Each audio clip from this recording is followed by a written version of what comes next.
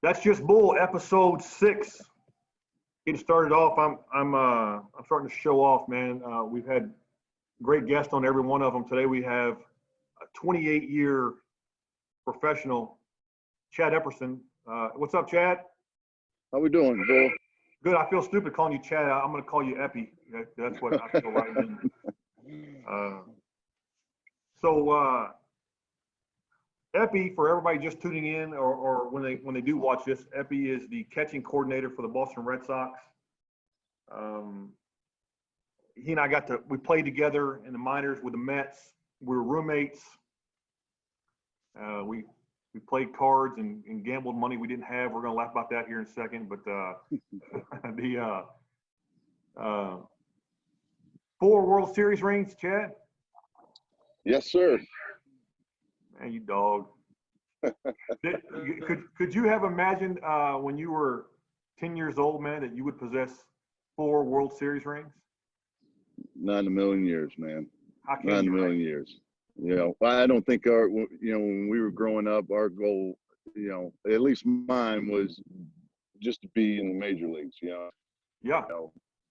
Yeah, I never wanted to get too greedy. I mean, that was a goal that I couldn't achieve anyway. But playing in majors, but that's I kind of set them to some kind of standard.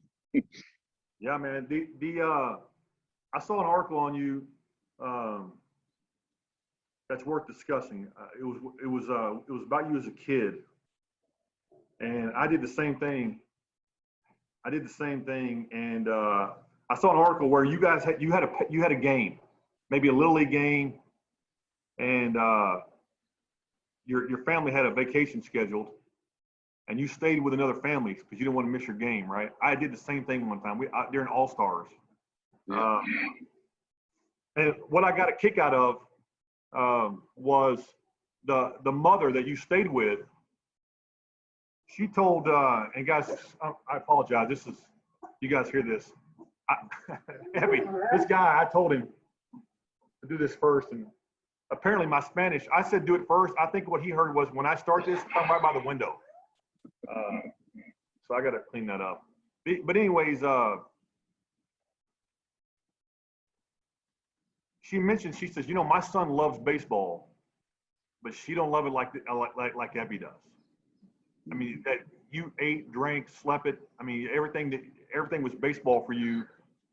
That's true. Was that a true statement? Yes, it was. Absolutely. So when you here's a good question, Epi. For somebody to make it to play even college ball, but to get to a position where they have professional aspirations. Look, we'll train some kids, man. I can have 25 kids in a group and say, how many of you guys want to play pro ball? And 24 of them will raise their hand, right? It's a big dream of young men, young boys. You have to love it to get where you get. You do. I mean, you have to have a genuine passion, for anything that you're doing if you want to succeed. Well, we didn't have all this technology they have today. I mean, most of mine was, going on the side of the house, throwing a tennis ball against the, side of the house, and, just bouncing it off there, catching ground balls off of it, throwing the ball up in the air, just, kind of visualizing myself in certain ballparks and, certain situations.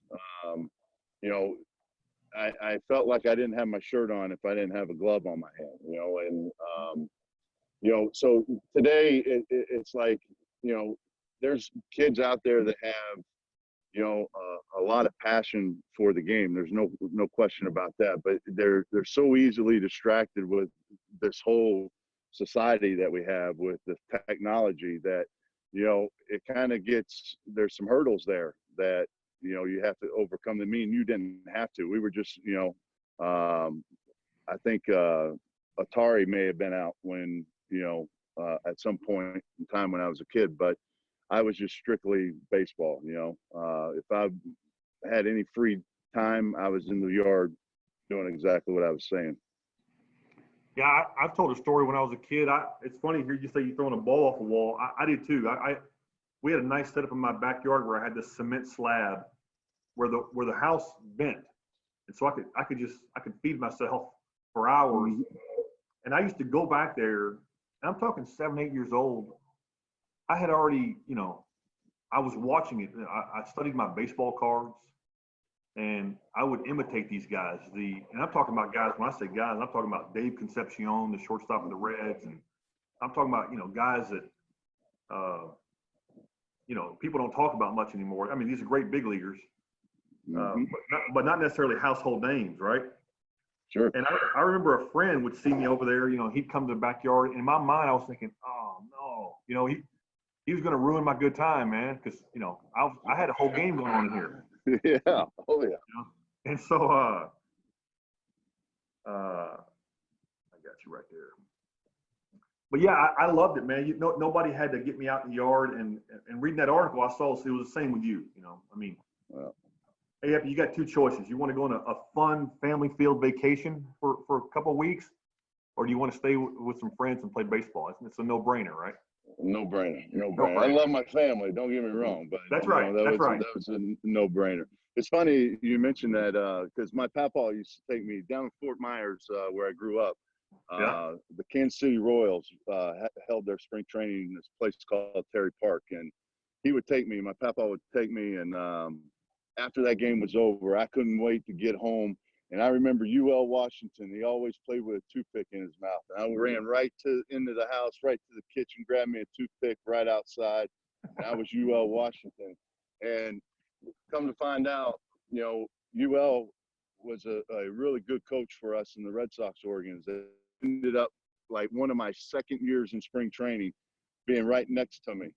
And Oh, you wow. talk about a surreal moment, like chills. I was like, you have no idea. And once I got to know him, I would tell him that story and tell him about going and grabbing that toothpick and trying to be like you. That's a good story, man. I was telling my wife just last night. I was watching on YouTube, man, with this coronavirus. I'm watching a ton of YouTube, right? And have you ever seen Bob Uecker's Hall of Fame speech? I've seen bits of it, Bull. I've seen just bits of it. Well, when you get done today, go watch it, man. If you want to laugh hard, man. Yeah. He was telling the story. I got to share. Bob Uecker was saying, I love sports as a kid. Now, I wasn't necessarily, real good at it at first. He says, I remember the first thing my dad ever bought me was a football. Dad wanted me to play football. He said, and we get out in the yard, it just wouldn't work. We'd throw it, and we couldn't throw it. We couldn't kick it. We couldn't catch it very well. And finally, we had a neighbor that was kind enough to pump it up, put all the air in it, and it made quite a difference. But his whole speech is like that, man. It's just joke after joke. You. But I remember I was telling Michelle, that's like my wife. I said, man, I remember, you remember, when the Mets every now and then, you might get called over to a spring training game from minor league camp, and you'd run over, and so you'd get to minor league camp, and you'd have a big league uniform sitting in your locker that says, "Hey, Bull, we might need an extra arm today. Go over there," right? And so that was always a fun day, right? So you throw it on there, and I hope I get in, right? And you get over there, and I sat in the locker room, and I sat across from Eddie Murray. Eddie Murray, and I'm like, hey, hold on, Ep.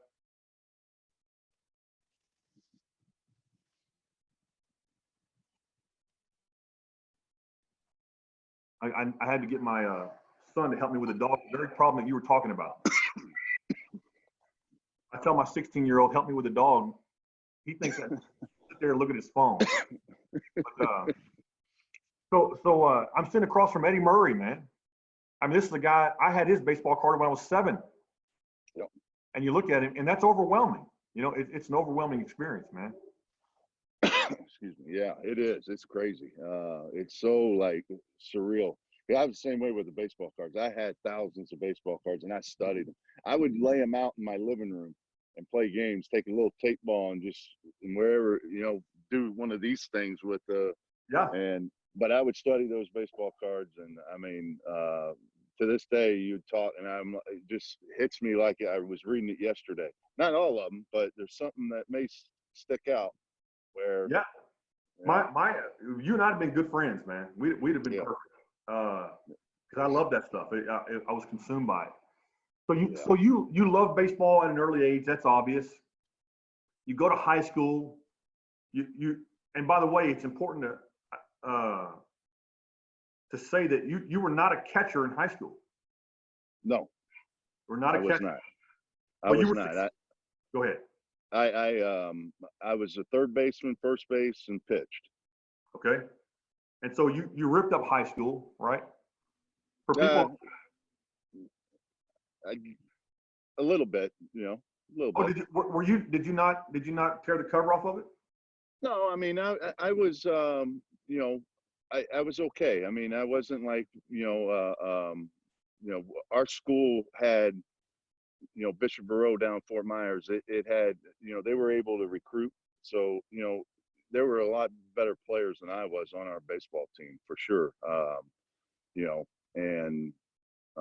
But I was comfortable there to play for sure. So was there a time, I asked this way, was there a time that you felt like you came into your own? Like in high school? Yeah, I think in my sophomore year, I don't think I was supposed to make the varsity team, and in Florida, and I'm sure they do this in a lot of places, but they hold these early bird tournaments, and it's kind of like spring training games where they count as far as your record goes, but they not as far as like you're on the varsity team. And I was on the varsity team during that Easter tournament, and I actually one of those times where I had a really good week, and I ended up making the varsity team my sophomore year.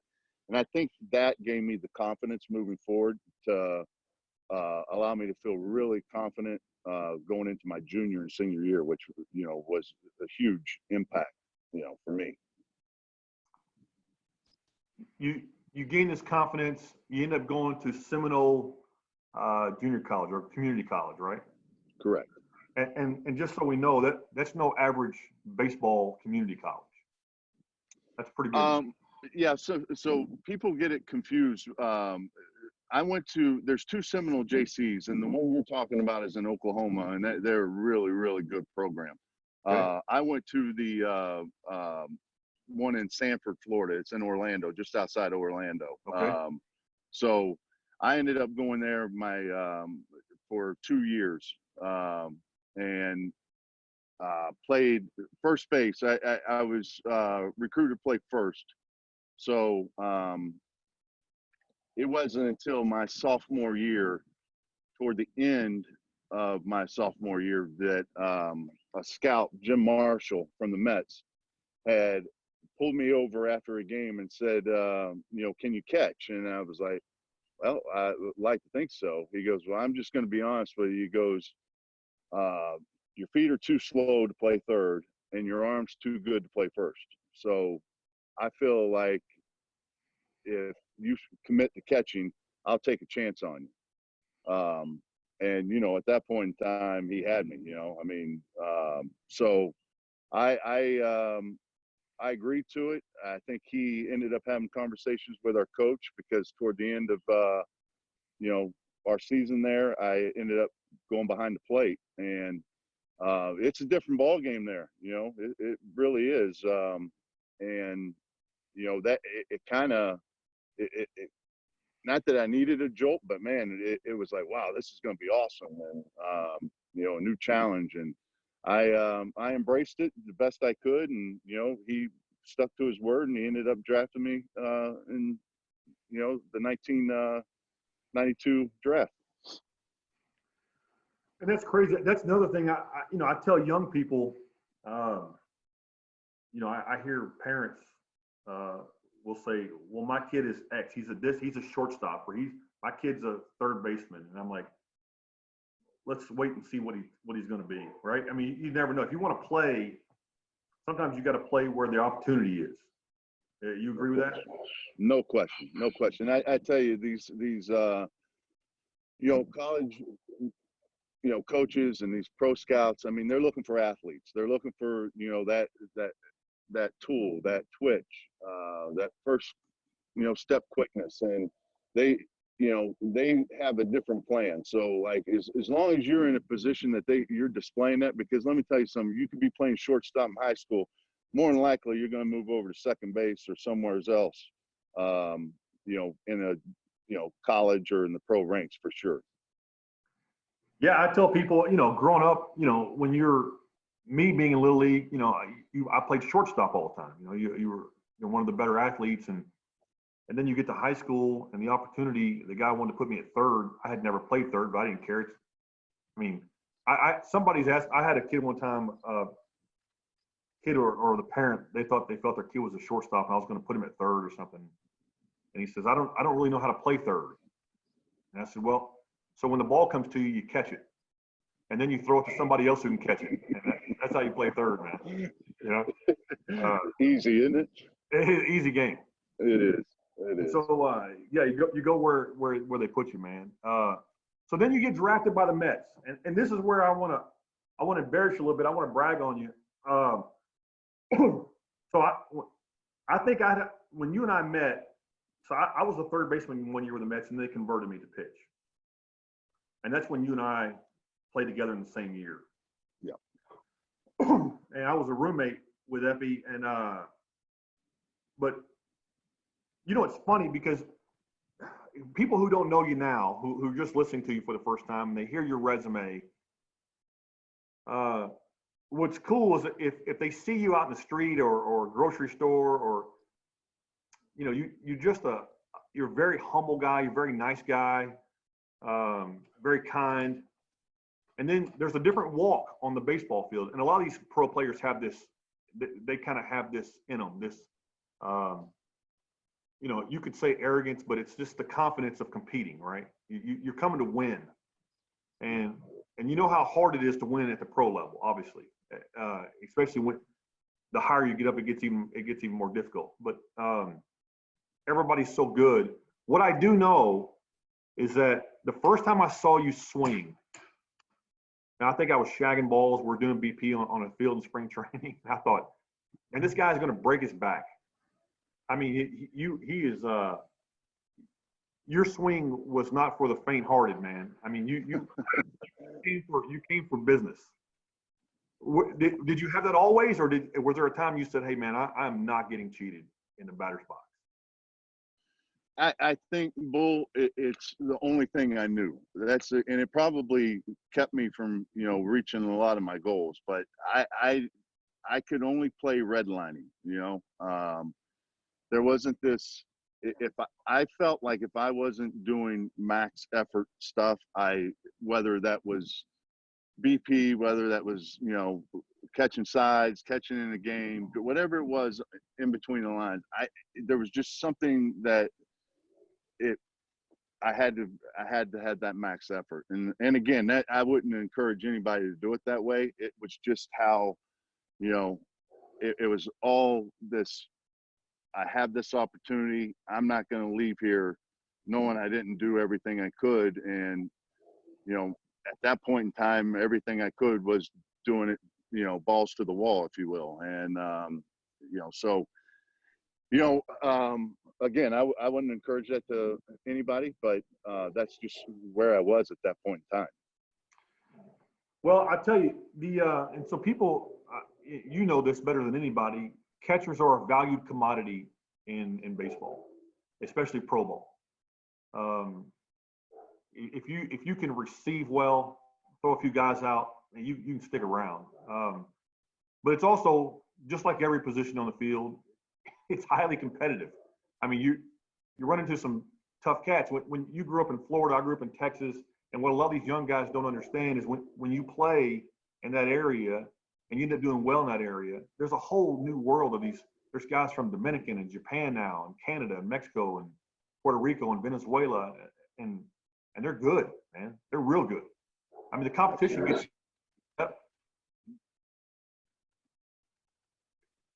gets steep, doesn't it? It does. It really does. And that's kind of one of the things that you experiment. Like if you do go to college, you kind of get a grasp, a little taste of it there, where, oh, these guys are better than my high school teammates, you know. And then, you know, you get the opportunity to play pro ball, and it's just so overwhelming when you walk in that clubhouse in spring training, because you're not just with the GCL team, you're not just with the short season team, or you're with them all, you know, at one point in time.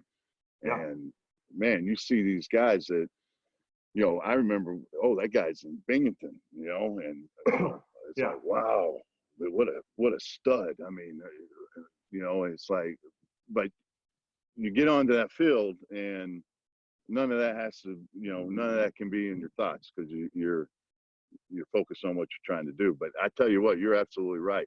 I mean, everywhere you go, there's somebody that has outworked you, has a little bit more first step quickness, a little bit better velo, a little bit better command. So doesn't mean that they're going to keep you from doing what you set out to do, but just having that understanding, because you're not always going to be the guy. Those guys are Hall of Famers, and those guys, you know, that hall is full of those guys. But there's a lot of the guys that put on that major league uniform that aren't in that hall. I watched, you know, one of the things that getting out of the game, you start to lose sight of a little bit. You don't. I mean, I haven't been in it like you have, you know, every day, and the physical abilities is one thing.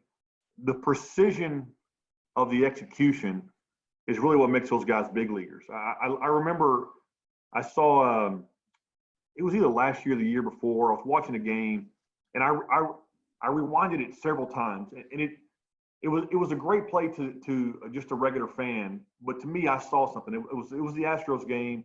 There was a ball hitting the right field corner, and Reddick, who's a good outfielder, he goes out there and he bare hands the ball, right?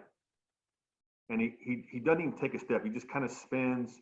He throws to Correa, who's already rotating his body, and they throw a guy out at third, and it was a bang bang play.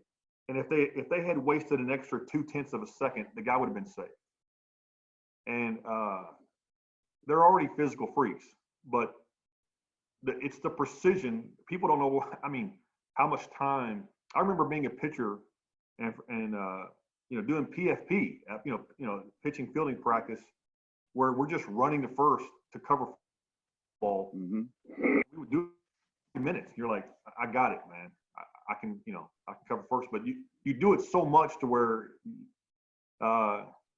you don't even have to think about things. And I'm going to hang on that, because I want you to talk something about your catching. But before, there's some. So you and I played. I look at your hitting, by the way, and one of the frustrations that I was sharing after looking at all this, you were a catcher who was fighting hard as a pro player to get in every day. You're getting your spots. You're always kind of the number two, and you get your spots, and there's a lot of pressure to produce there because you're trying to fight for tomorrow.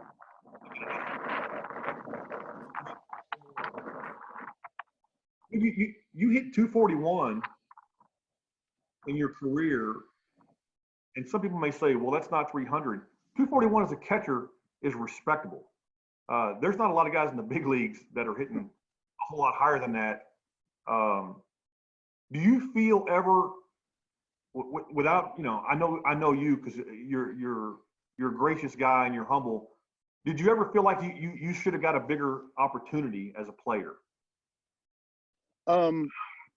You know, that's a great question, Bull, and it's a tough one. But I think when you're in the moment there, I knew there was a time in '98. I felt, you know, I'm 6 years into my career.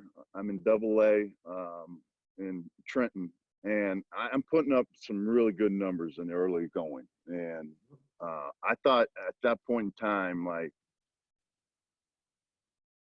if it doesn't happen now, it's not going to happen, you know. And Yeah, that year in Double A, you hit 15 homers, hit close to over 260, 270. I mean, especially in Double A, that's respectable. That's big. That's nice. yeah, it was, you know, one of those things where I left spring training really confident, a couple adjustments, and felt good, and it kind of carried over. And you know, looking back on it now, boy, you know, I would be lying if I told you I never wanted to play in the big leagues. Yeah. That was such a goal and such a dream of mine, like every kid that loves the game. But this game has, golly, man, every journey I've been on, it seems like it's another chapter, just like everybody else's career. But, you know, being fortunate enough to continue to stay in this and you know, have this as my career, I don't know if I would change that if it kind of derailed me to where I am today, because, you know, I know we spoke a couple of days ago, and I can honestly tell you that I'm having so much more fun, and it's hard to believe that I can have more fun in this game, but I'm having so much more fun on this side of the fence as a coach than I did as a player at any point in time as a player. You know, whether those were, you know, that good year in 1998 or, you know, whatever it may have been. It's just something that is different for me, and man, I love it. Absolutely love it. Being able to continue to put the uniform on, do something I'm passionate about, but know that you're impacting young men now, and there's a responsibility to that, obviously. But man, I can't lose sight of how much fun it is too. It's I don't know if that answered your question, but it's you know, I'd be scared to you know, if I'd have played a year in the big leagues and not have what I have now. Put it that way. No, I think it answers it perfectly, man. I think you shared a story with me that I want you to share. In 1991, I was playing with the Padres organization, and we were playing the Yankees. It was either 91, 92, and I was a third baseman at the time. And so you kind of start to build these relationships with the opposing third base coaches. You know, you kind of just talk with them, you chat with them while you're out there between innings. And the guy for the Yankees, we grew a little friendship, and I was known, which kind of got me on the mound. I threw very hard across the diamond, Mm-hmm. and so he tells me, he says, hey Bull, can I give you some advice? And I said, give me some advice. This is between innings. He said, between innings, throw the ball, man. Put a little zip on it. Don't just go through the motion. And I thought that was weird that he would ask me that, to do that between innings. And I said, what? Why? I'll do it, but why? And he said, you never know who's watching. Man. You just never know who's watching. And sometimes you might get seen for 5 minutes, and it can change the whole direction of your life. And I didn't tell you that story first the other day. You shared a story with me about how you're coaching today, how you are still in this game at 48 years old. And tell them the story, man, that you went through there. Well, 1996, as you know, spring training, I got released by the Mets, and I ended up playing in independent ball, and spent the summer playing independent ball. Got home from independent ball, and I lived in Fort Myers, and the Red Sox had their spring training facility, and they run this instructional league, you know, at that time of year in the fall there, and they were looking for just a catcher to catch sides, just bullpens, nothing like you're under contract or anything. So I was like, a guy that knew somebody in their organization, lived in Fort Myers, said, I got the perfect guy, called me, asked me if I'd do it. I said, absolutely. So I go down there and catch bullpens. I'd take BP with them and what have you, but anytime they play games, you know, I would just catch guys warming up. And at the end of instructional league, it was going into the last day, Bob Schaefer got me the night before we left the ballpark. He said, hey, if you sign a waiver, this inter squad game we're playing tomorrow, I'll let you play in it just to reward you for and thank you for helping us out. And I said, absolutely. So I ended up playing in the game, and after the game, Schaefer goes, hey, listen, I'm going to take it a step further. I want to invite you to, spring training, minor league camp, no guarantees, no contracts, blah, blah, blah. I was like, absolutely. Thank you for, the opportunity. So, spring training back then started in March. And I ended up marrying my wife, Ann, that February. And so, I grew up real quick now, so it's like I'm married, I've done the affiliated ball, I've done the independent ball, now I'm getting this opportunity with the Red Sox. So I go into spring training, it's the same thing as it was in instructional league, Bull. It was like I caught sides, we were a good 2 weeks into games, hadn't played in a game. So Bob Guerin was our catching coordinator. And I kind of, Guerin and me hit it off a little bit, just as people. And I kind of got his respect, like he got my respect, I should say. I respected him a lot quicker. And I was like, you know what? I'm going to ask him. There's like 10 days left of spring training. So I asked Bob, I said, Bob, you got a minute? He's like, sure. And I said, how many, I said, what are the odds of me making a club? And he's like, Epi, I'm gonna be honest with you. You're gonna have to have 3 people go down, man. Because you're easy to fight for, but this is our guys are here, and I was like, this is why I went to Bob. He was honest. Like I said, I had his respect. So there was 10 days left of camp. So I was like, all right, I'm going to make the best, because I'm not going to go back to play independent ball. I mean, not being married, and I'm going to move on. I don't know where I was going to go, which direction I was going to go in, but I got 10 days left, and I'm going to make the best of it. So after the game that day, walking back up to the clubhouse after our game, and you heard some swings going on in the cage. So I just kind of strolled over, and there's this guy, Victor Rodriguez, throwing BP to a couple guys, and he's like, Epi, jump in.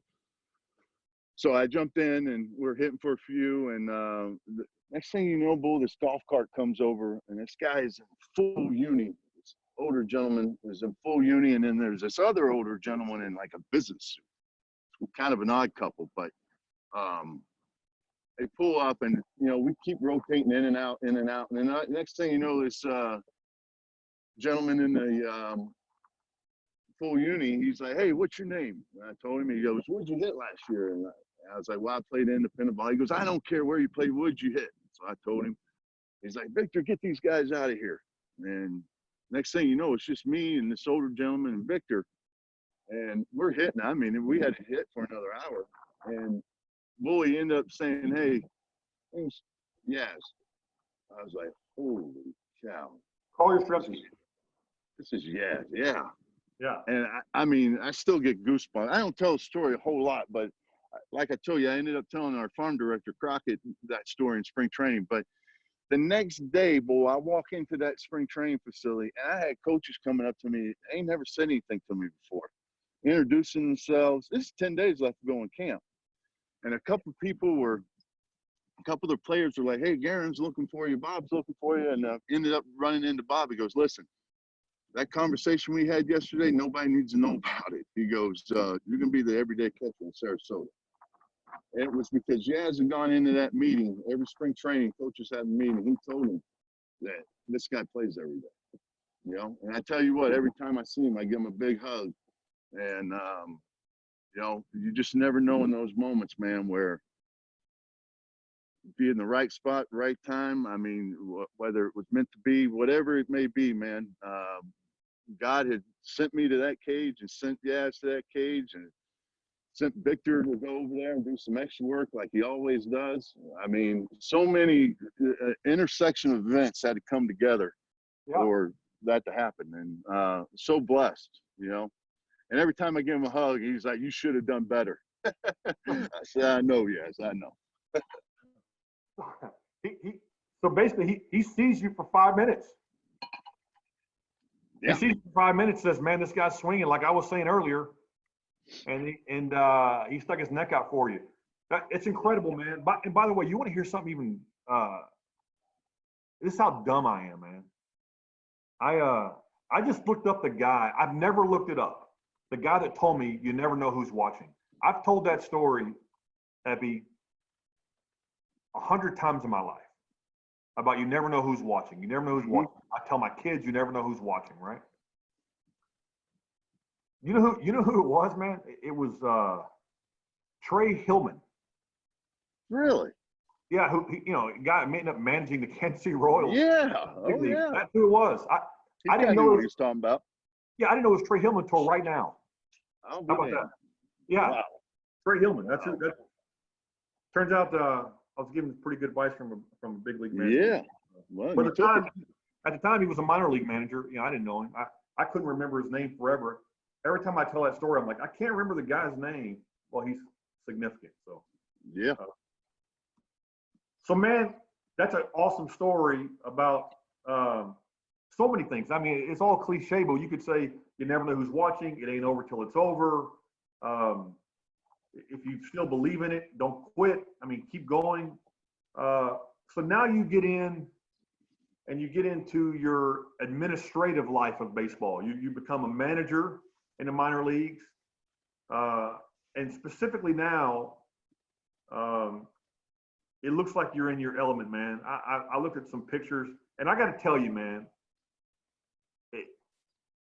I feel really proud. Like when I see the pictures, I feel really proud when I see you instructing these guys because I felt like I made you who you are. No, I'm kidding you. There you go. I see these pictures, man, and I see you, storming around and getting these guys prepared and having these discussions in the dugouts. And I did a lot of research, the last couple of days on you, looking at all these photographs, and it makes me feel good, man, to know you and to see a guy who I know has put in the work. And 28 years, is that what we came to the other day? 28 years now? Yep, I think so, yeah. Yeah. Wow, it feels crazy. It's insane. It really is. So look, man, what are some of the lessons you've learned as a coach, man, as an instructor? Who's the who's the greatest catching prospect that never made it that you've worked with, that didn't get to the big league? Wow. I mean, I think at some point, like, you put on that professional uniform, you've earned the right to call yourself a prospect, because you've maybe not achieved your goals, like as far as the big leagues, but you achieved something that so many people that never got that opportunity or had that opportunity. And, you just kind of try to get these guys to realize, look, maybe you haven't caught in a couple days, but you're here. That opportunity may present itself at any given time, as we know. So I would think any prospect, any guy that didn't achieve their goal is somebody that didn't make it. But in the whole scheme of things, me and you didn't play in the big leagues, but we did something that a lot of people, just would love to have done. And I think that opportunity has allowed us to continue to do what we do and be competitive and be successful in what we're doing. So you try to teach, you try to, first of all, you want these kids and guys and men to know that you're there for them. This is not about me. This is about you. I've had my turn at this. I'm going to give you every bit of knowledge that I have. And if I don't know it, you got my word that I'll get to it, but all I want you to do is understand who you are, be who you are, and bear hug this short window that you have to reach your dreams, bear hug it, and come every day to get better. Every day you walk out of that complex, you are getting better at some point. So, you know, it's challenging, you know, and that's the beauty of it. It's so like you see a guy. I'll, you know, in spring training we were doing a lot of low ball receiving, and then we had this one guy that played at our AA affiliate last year, Charlie Madden, and you know he just couldn't get the feel this technique that we were doing. And boy, about 5 days ago, he sends me the video. He's, you know, obviously we're stuck at home, and he's got it. He's got somebody flipping to him, and it's there. And it's like how rewarding that is. Like that this guy's going to send this to me, and he's still working on it. So those moments like that, man, they go a long way, you know. Yeah. But you know, our scouts start the process, man. They get these guys that are their mentality, they're all in with catching, and you know when you get those guys that come through the clubhouse and come into your organization, you know I feel like we're ahead of the game in that department. So you know, kudos to them as well. Yeah, man. I think to put into perspective, some advice I got one time as a kid. It was it's a guy by the name of David Baxter, and David Baxter was my high school coach for part of my high school, the first 40% of my high school days. Then he went on to take a principal role, but he flirted with the Padres for a little bit, and he's a man that I admire immensely. I just love the guy. I do. I love him. And he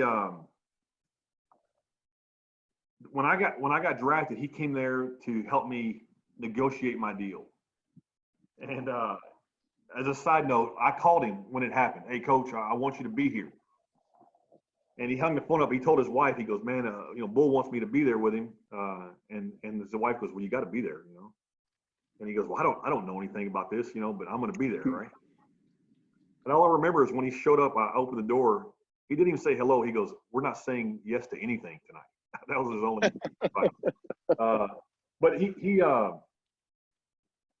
said, hey, man, don't ever be the player that wishes for a rainout.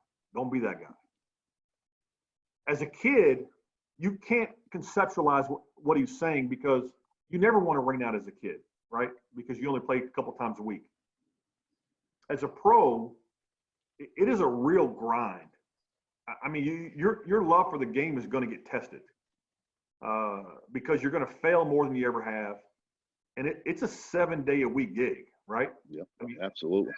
I mean, you get days off, but you really don't get days off, do you? No.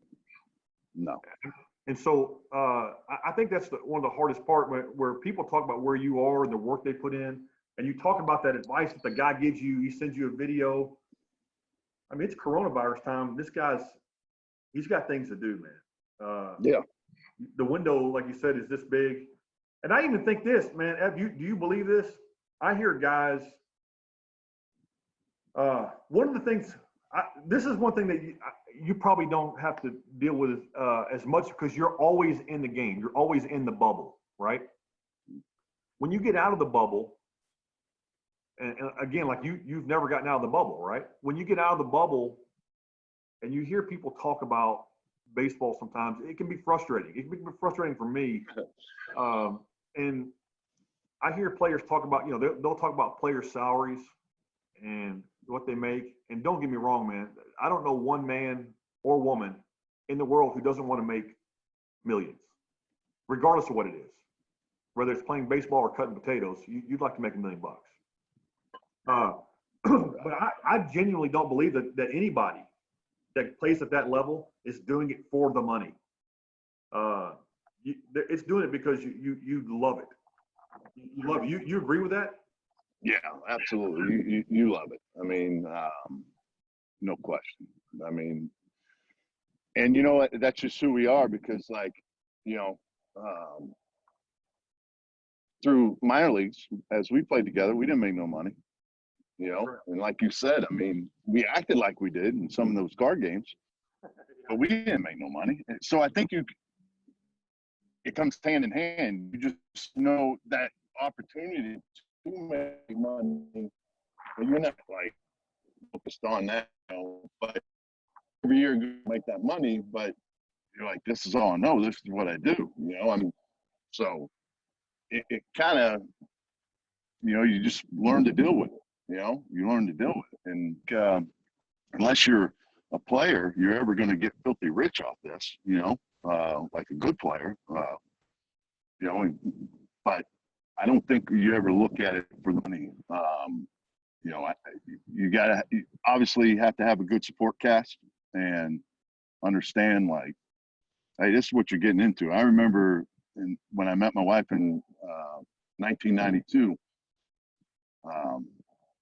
you know, so I played professional baseball, and I'm like, but don't think that, you know, it's that.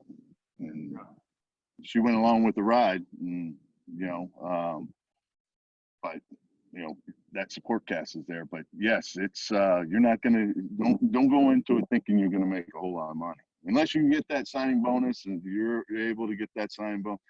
You know, I asked for an extra $1,000 on mine. They're like, "Come on, man! I thought you want to play ball, bro." I was like, "Okay, I'll take my 5 and leave." So, Yeah.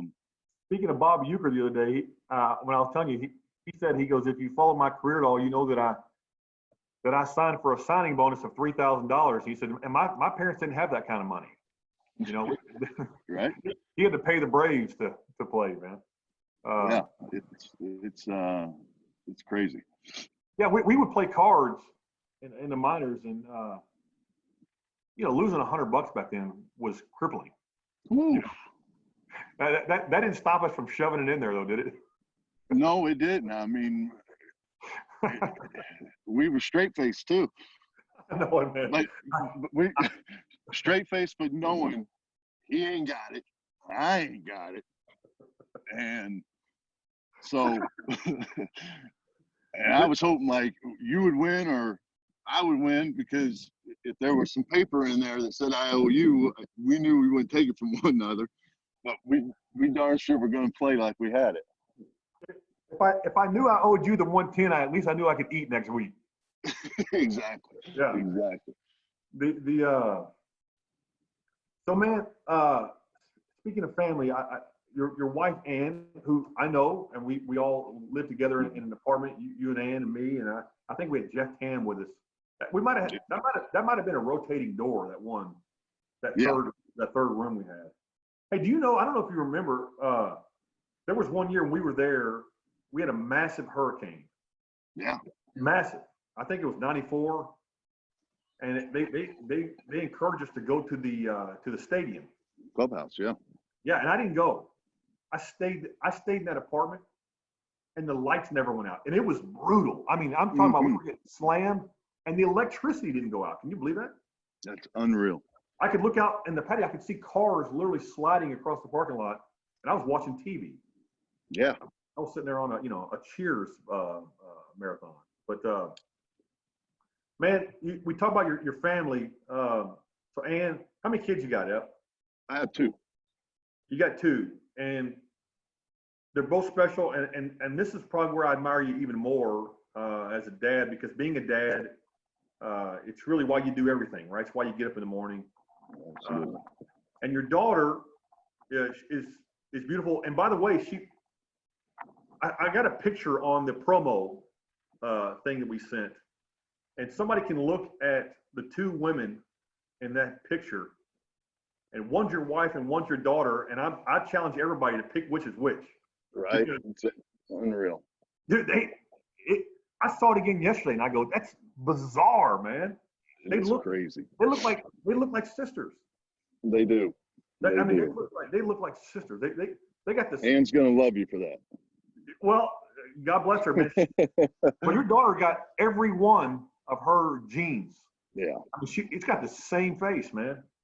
Yeah. As a matter of fact, I think the first time I ever saw it, Ann posted something about her.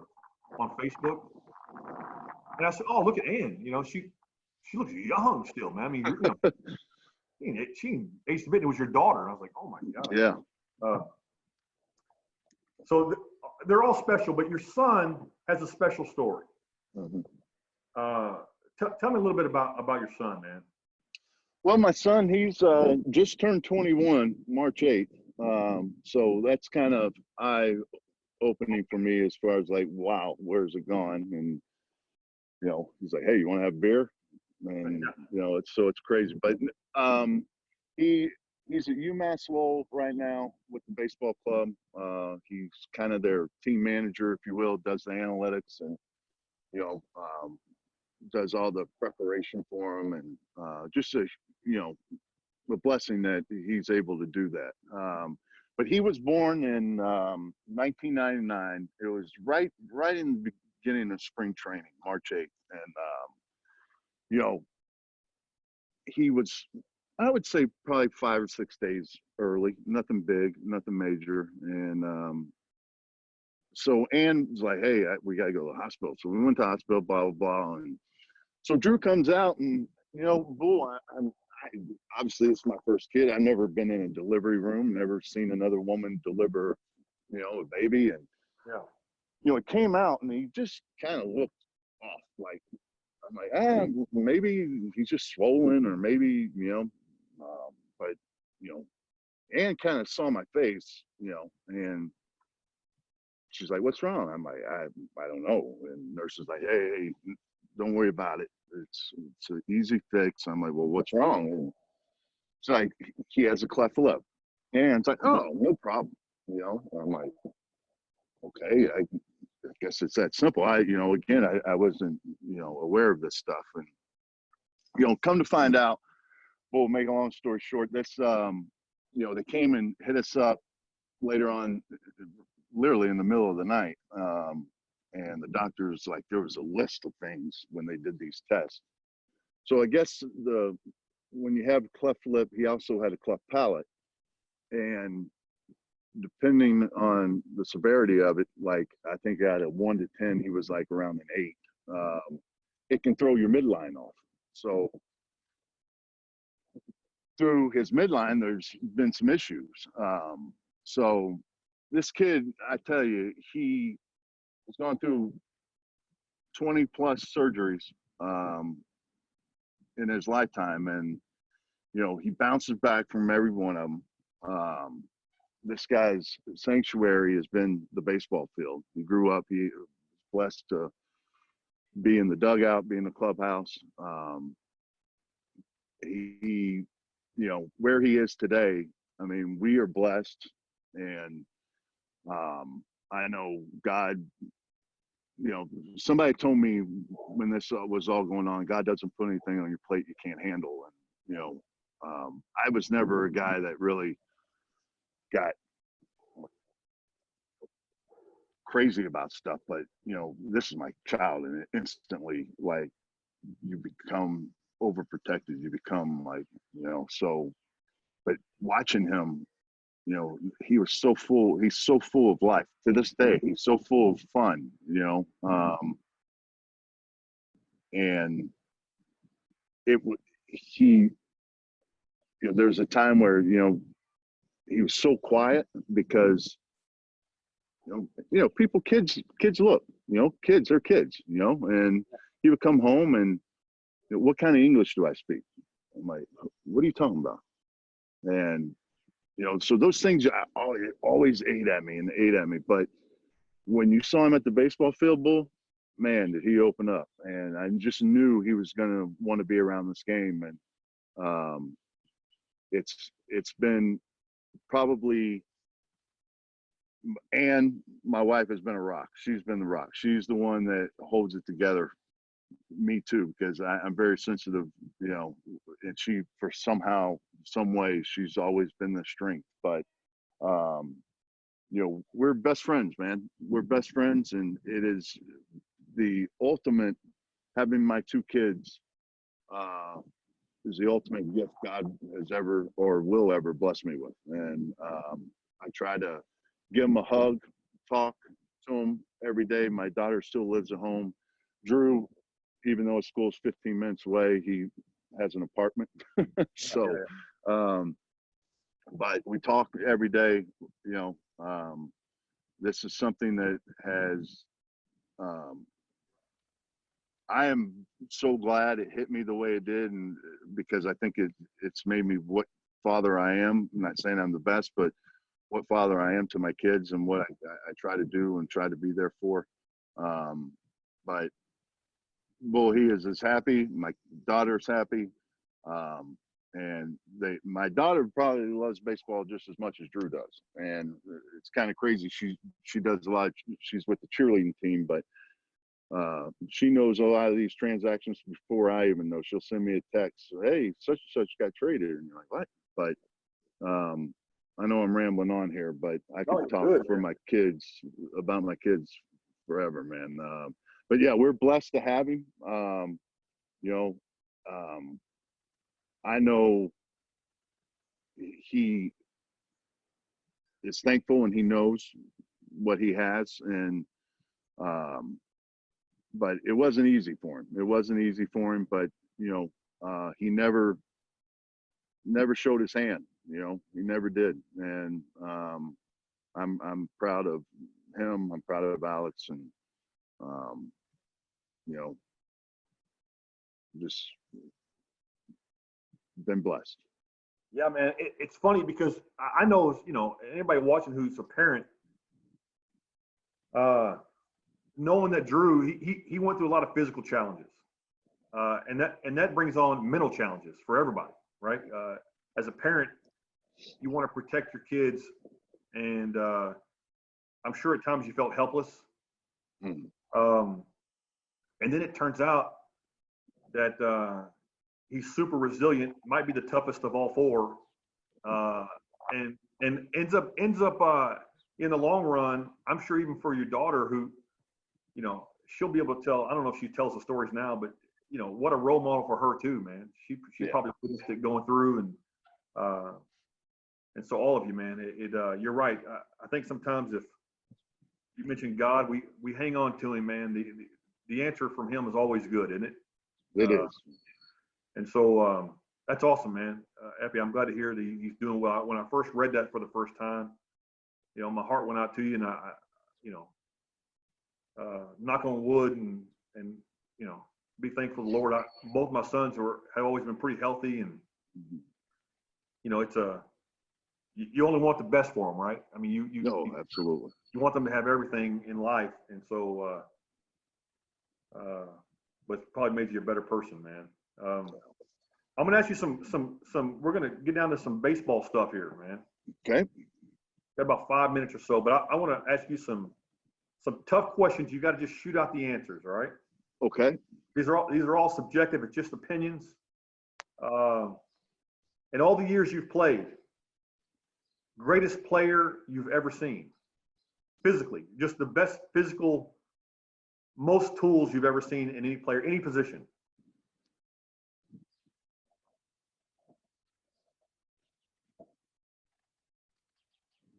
Preston Wilson. Preston Wilson. Wow. I didn't expect you to say that. Pop, arm, speed. He was 5-tool. 5-tool. Preston Wilson. You've seen a lot of major leaguers, man.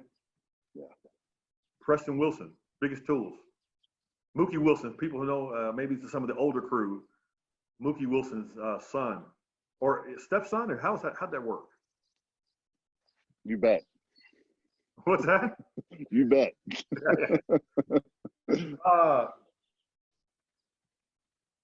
Golly, you don't remember that? He was. Go ahead. Sorry. Go ahead. No. I was just saying. I remember just being in awe of watching him, like BP and everything. There's some swing and miss there, but he had some tools. Well, people can research Preston Wilson, and you'll find. I mean, obviously, he had a big league career, right? Mm-hmm. And he's doing commentaries on some channel, I think MLB Network, and he's good at it. Yes. Very articulate. Only this name will mean something to you. People who are watching, this won't mean anything to them. But I'll tell you the guy that I saw who was the most physically gifted person who just was Al Shirley. Al Shirley. Let me tell you, him and Preston were both in my mind right then and there. Because I lived with Al, and you know, he was a specimen and he had tools. Oh, what a great guy! What a great guy! He was a great guy, man. He had the body that every player wanted. Yeah. Right. He had the long muscles. Yeah. He was ripped up, and he had power. I mean, you watch him in BP, and he hit Canseco like bombs, man. Yeah. I mean, they were bombs, and he could run. God, he could run, man. He ran like a locomotive. Yeah. And he just couldn't hit, man, in the games. He just couldn't put it together. Know all about that.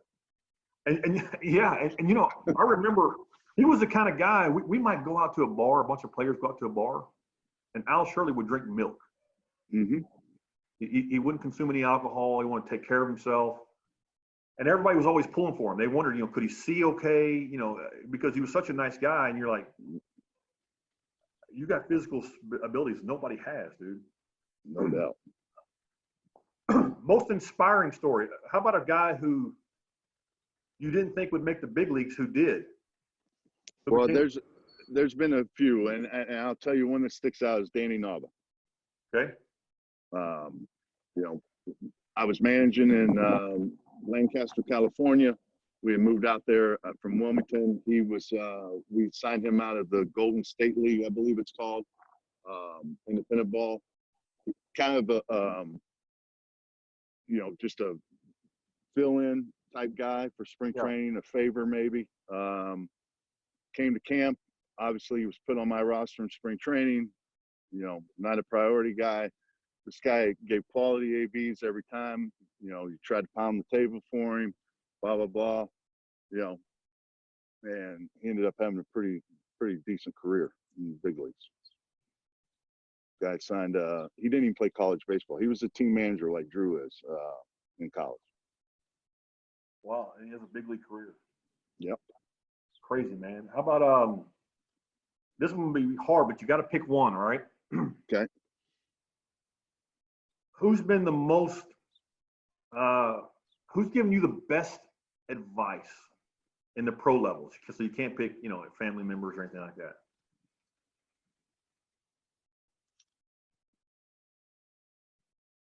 Victor Rodriguez. Okay. Tell us about Victor. Victor, you know, he was the guy throwing BP in the cage that day that Yaz came over. And I ended up going to Sarasota where he was the hitting guy. He was the hitting coach. And he treated people the same. You know, and in our day when we played, you know, Bull, if you weren't like a top 3 prospect, you know, some people didn't give you a lot of attention. This guy it just came natural to him to treat everybody the same. If this guy was going to get 15 swings, you were going to get 15 swings, you know, and always positive. But we ended up, you know, he was my hitting guy, hitting coach in Sarasota. He always pulled for me. I knew he had my back. And then when I was done playing, he was the one that made the phone call to Ben Sherrington to hire me as a hitting coach in the organization. And since 1997, I've been able to this day. He actually texted me this morning, talked to him, and he's just giving me solid advice. Just a guy I know I can lean on. Good feeling, isn't it? No, it's great. Great man. Great man. I know you. Does Jason Varitek, is he still doing what you do as well with the Red Sox? He's still in the organization? Oh yeah. Me and Tech have been able to work hand in hand the last 2 years. And I tell you what, I try to be a sponge when I'm around him. I mean, the guy is so knowledgeable, the way he preps. Very fortunate to, you know, just learn and be around him. He's an amazing golly, he cares about the players. It's not about him. It's the players. I love that about him. You know, when you say that, man, I don't know if people can put that in perspective. Here you are, you've been in pro ball for 28 years, and you say, I just pick up this information. I try to be a sponge around, and you're still learning. I tell young guys all the time, sometimes I see guys, it bothers me. It doesn't bother a lot of people. I'm still kind of old school. When I see young people, little kids, you know, acting like big leaguers, you know, like when we look at the stars, right? When we see a Jose Bautista hit one out and flip the bat, it's different. To me, he's Jose Bautista, and you do it in a playoff game, yeah, flip the bat, man. I'm okay with it. If you're 9, if you're 12, just run the bases, right? And so, but I think that's it. When I hear a guy like you who say, I'm still learning, I'm still picking the game up, that's the approach I think young people should have, man, is keep learning. You haven't figured this game out. I don't care how successful you are at it. You are, who told me, I'm sure you've heard this. There's 2 types of baseball players. There's the ones who are humble and the ones who are going to be. Yeah. You know, yeah. No question. The No game way will around humble you. It will humble you. For sure. Best pitcher you've ever seen, man. Best pitcher? How about whether it's a bullpen or not? Best pitcher you've caught where you catch him and you say, dude, this dude's filthy. I tell you who probably, and you're going to probably laugh at this, but I can tell you who had the most electric stuff. Who's that? Remember Joe Pecca? Yeah. Man, he had to be the hardest guy to catch. Yeah, because you just didn't know what his ball was going to do. And he threw so hard. Yeah. You know, but it would cut and then it would run, you know. But you talk about an uneasy catch. Oof. What a great name to bring up. People, if you, Joe Petka was extremely, remember how artistic he was? Oh, man. He's sick, right? No doubt. There was one year in spring training, we had this, the Mets had this, we had a talent show just for the players. And you go there, and it was stupid. It was closed to everybody. You couldn't bring family members, nobody, right? It was just players and coaches. And it was a night just to let loose at the end of spring training. Yeah. And Joe bought a guitar, and he was going to get there and sing in front of the entire organization. I said, Joe, don't do it, man. We're gonna laugh you off the stage. You these guys are brutal, right? No one's Right. gonna be nice to anybody in there. And he had never even played. And in 30, like, I don't know, days or something, he prepared a Beatles song, killed it. He killed it. This guy, man. Right. He was great. Yeah. And it was around 99, 2000 maybe. I'm sitting in my house with my wife, and Sex in the City's on. You ever watch Sex in the City? Briefly. Yeah. I have an unblemished record of heterosexuality, but I have watched Sex in the City. So Sex in the City is on, and there's a part in the show where one of the girls gets a late night knock on her door, like 2:30 in the morning, and she answers it, and it's a guy. He's wanting to come visit, right? And he smiles, and I go, "That's Joe Petka." Joe Petka. He's Yeah. on Sex in the City. Yeah. And so I ended up finding him. I called him, and I'm like, "Hey, man, what are you doing on Sex in the City, man?" And he's like, "Yeah, I went into acting." He was doing some Nike commercials, and Yeah. there's a Mel Gibson movie called "What Women Want." In He's in that. the first 10 seconds of it, he's in it, walking through the casino. And so he made a run at stardom in the acting world. I'm not shocked at all, man, that guy. But he was hard to catch, huh? Yeah. Oh, man. I tell you.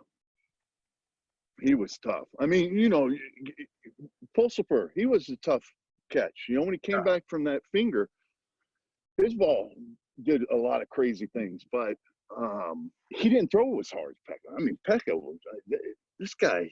I mean, he had to be close to 100. You know, I mean, he threw hard. And man, you pulled for him because you know, like you said, what kind of guy he was. But man, he was a tough catch. I mean, no doubt. And then you know, Jared Fernandez, knuckleballer. Yeah. You know, but Pekka, I'd rather catch a knuckleball than Joe any day. What advice do you have on the knuckleball, man? Do you have any advice? Breathe. You always, and I know that sounds simple, but you want to breathe. You want to, you know, try to catch the ball at its last rotation. You can't try to go out and get balls with the knuckleball, and you got to just put yourself in one setup. You know, even with runners on, it's you have to be in just one setup. You know, so. You know what Bob Uecker says about his advice on catching the knuckleball? Full hammy? No, he says, wait till it quits rolling. Just pick it up. Been there. He young guys. So my son catches, man. Mm-hmm. He's a pretty good little receiver. What advice would you give young guys watching, man? I know there's some young guys who watch this. What do you give a guy who's a high school catcher? What's the focus, F?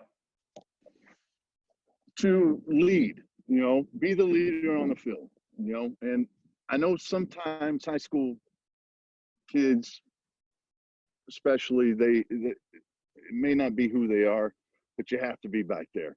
And the other thing is show off your athleticism, man. Show, if I'm a scout or if I'm a college recruit, we talked about it earlier in the show, you're looking for athletes. And I want to know that I can look at this catcher and say, yeah, I could roll him out at second base if I had to. Yeah. You know, and you get a lot of this one knee receiving these days. You get a lot of the hybrid kickstands, which I'm a big fan of. Don't get me wrong. But when you're trying to showcase yourself, man, you got to put yourself in the most athletic position and show your athleticism. Show what, you know, tools you do have. And you can't do that from a knee. You can't do that from a modified kickstand. So, but yeah, man, just like you said, like Tillman told you, in between innings, let it go. You never know who's watching. You know, let it, just be an athlete, but let everybody know that you're in control. You know, let everybody know you're in control. And even when it gets shaky, because it will at this position, it's going to get shaky, no question. There's going to be that uncomfortable catch, but you never show your hand, man. You never show that pitcher's out pitching my catching ability right now, but I'm not going to let it show. You know, you're going to grind, but, you know, I guess that's the best tips. It's good, man. I tell my son Brett as a catcher, I say, hey, look, man, if you're going to catch, you need to know everybody's job, right? You need to know what everybody's supposed to be doing at all times. And, for example, there's times I try not to say hardly anything at the games to him. But, you know, I'll tell him, you know, there's a guy on first and second. It's 2 outs, full count. Guys are going to be running, right? So he needs to tell the infield, hey, take it across, right? You know, let's get it across. Yep. And so I watch all the little things like that, you know, and so I don't see him, and I can't help myself. I'll be up there, I'll be like, hey, take it across, you know. Right. And then he'll stand up, hey, take it across, you know. But